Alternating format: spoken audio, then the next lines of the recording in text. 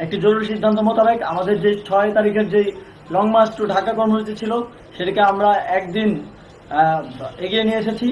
অর্থাৎ আগামীকাল ৫ই অগস্ট সারা দেশের মুক্তিকামী জনতাকে ঢাকার উদ্দেশ্যে রওনা হওয়ার জন্য আমরা আহ্বান জানাচ্ছি। যারা পারবেন, যাদের পক্ষে সম্ভব হবে, আজ রাতেই আপনারা ঢাকার উদ্দেশ্যে রওনা হয়ে যান।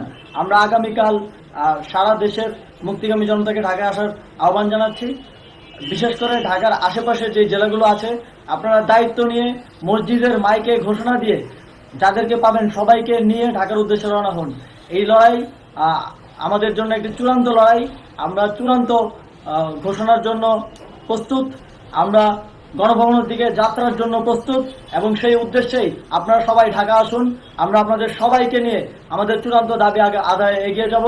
আমি জানি না সমন্বয়করা আজকে রাতে বেঁচে থাকতে পারবে কিনা, কিন্তু আপনাদের উপর আমরা এই দায়িত্ব দিচ্ছি।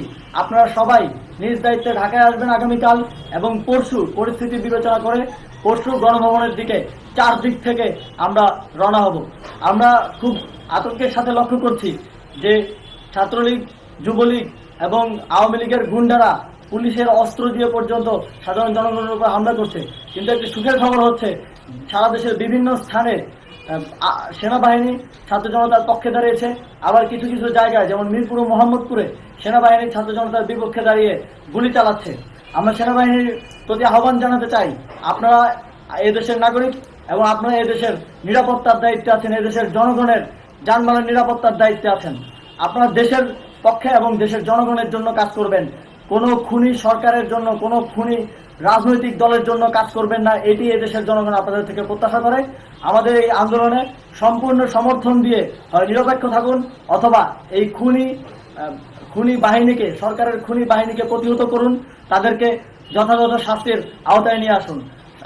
যেই কারফিউ সরকারের পক্ষ থেকে ঘোষণা করা হয়েছে, আমরা স্পষ্টভাবে বলতে চাই, সেনাবাহিনী এই ধরনের কোনো কারফিউ বাস্তবায়নের জন্য মাঠে না নামে। যদি মাঠে নামে তাহলে সেনাবাহিনী স্পষ্টভাবে অফিসিয়ালি জনতার বিরুদ্ধে দাঁড়াবে।